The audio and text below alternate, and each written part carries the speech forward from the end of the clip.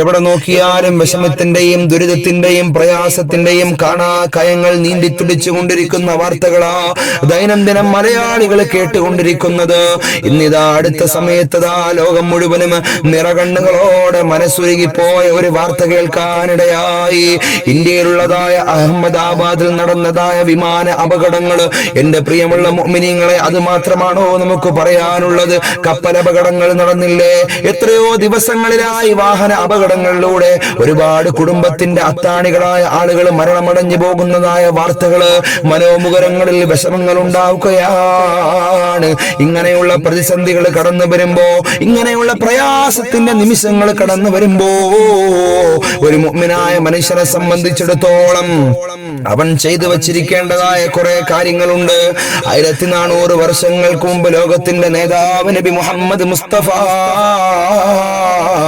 സല്ലല്ലാഹു അലൈഹി വസല്ലമ തങ്ങൾ പ്രിയപ്പെട്ട ശിഷ്യഗണങ്ങളാകുന്ന സ്വഹാബാക്കളോട് പറഞ്ഞു കൊടുത്തതായ കാവലിന്റെ ആയത്തുകളുണ്ട്. എന്റെ പ്രിയമുള്ള മുഅ്മിനീങ്ങളെ, അള്ളാഹുവിന്റെ പ്രത്യേകരമാകുന്ന സംരക്ഷണം കിട്ടുന്നതായ കാവലിന്റെ ആയത്തുകള്, കാവലിന്റെ ദിക്റുകള് ഓരോ മുഅ്മിനായ മനുഷ്യനും ചൊല്ലിയിരിക്കണം. എത്രയോ സ്വപ്നങ്ങളായി, എത്രയോ ആഗ്രഹങ്ങളോടുകൂടി, എത്രയോ താല്പര്യങ്ങളോടുകൂടി ജോലിക്ക് വേണ്ടി വീട്ടിൽ നിന്നും പ്രിയപ്പെട്ട മാതാപിതാക്കളോടും മക്കളോടും ഭാര്യയോടുമെല്ലാം സലാം പറഞ്ഞിറങ്ങുന്നതായ ചെറുപ്പക്കാരൻ അവന്റെ ആഗ്രഹം പൂർത്തീകരിക്കുന്നതിന് മുമ്പ് തന്നെ ഈ ലോകത്തോട് ആക്സിഡന്റ് മുഖേന വിട പറയുകയാണ്, അല്ലെങ്കിൽ എന്തെങ്കിലും അപകടങ്ങൾ സംഭവിക്കുകയാണ്. പ്രിയമുള്ള മുഅ്മിനീങ്ങളെ, അള്ളാന്റെ ഹബീബായ പ്രവാചകൻ സല്ലല്ലാഹു അലൈഹി വസല്ലമ തങ്ങളെ പഠിപ്പിക്കുകയാണ്. ലോകാവസാനത്തിന്റെ ഒരു അടയാളമായി മുത്തായതങ്ങൾ എണ്ണുകയാണ് ആകസ്മികമാകുന്ന മരണങ്ങൾ.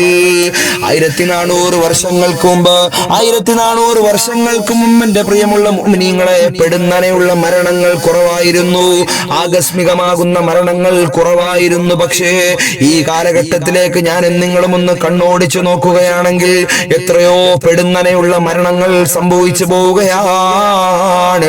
ഒരുപാട് പ്രതീക്ഷകളോടുകൂടി, ഒരുപാട് ആഗ്രഹങ്ങളോടുകൂടി കിടക്കയിലേക്ക് കിടക്കുന്നതായ ചെറുപ്പക്കാരന്മാർ, യുവതികളാകുന്ന ആളുകള് അതാ രാവിലെ പ്രിയപ്പെട്ട ഉമ്മ വിളിക്കാൻ വേണ്ടി റൂമിലേക്ക് കടന്നു വരുമ്പോ ചലനമറ്റ ശരീരത്തോടുകൂടി കിടക്കുന്നതായ കാഴ്ചകൾ കണ്ട് വിങ്ങിപ്പൊട്ടിയതായ എത്രയോ വാർത്തകൾ നമ്മൾ കേൾക്കാനിടയാവുകയാണ്. എന്റെ ശബ്ദം ശ്രവിക്കുന്ന പ്രിയമുള്ള മുഅ്മിനീങ്ങളെ, അള്ളാന്റെ ഹബീബ് നബി മുഹമ്മദ് മുസ്തഫ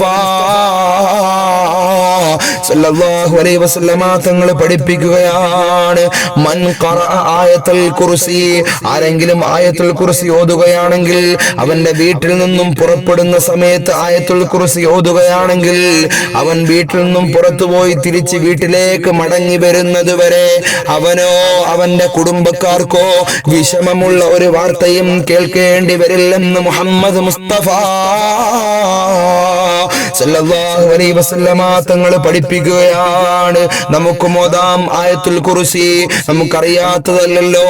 എല്ലാ നിസ്കാരങ്ങൾക്ക് ശേഷവും നമ്മൾ ഓതുന്ന ആയത്തുൽ കുർസി വളരെയധികം കാവലിന്റെ ആയത്താണെന്ന് റസൂൽ തങ്ങൾ പഠിപ്പിച്ചിട്ടുണ്ട്. അല്ലാഹു ലാ ഇലാഹ ഇല്ലാ ഹുവൽ ഹയ്യുൽ ഖയ്യൂം എന്ന് തുടങ്ങുന്ന പരിപൂർണമായും നാം ഓരോരുത്തരും ഓതേണ്ടതായ ആയത്ത് അല്ലാഹു മനസ്സിലാക്കാനുള്ള തൗഫീഖ് നൽകി അനുഗ്രഹിക്കുമാറാകട്ടെ.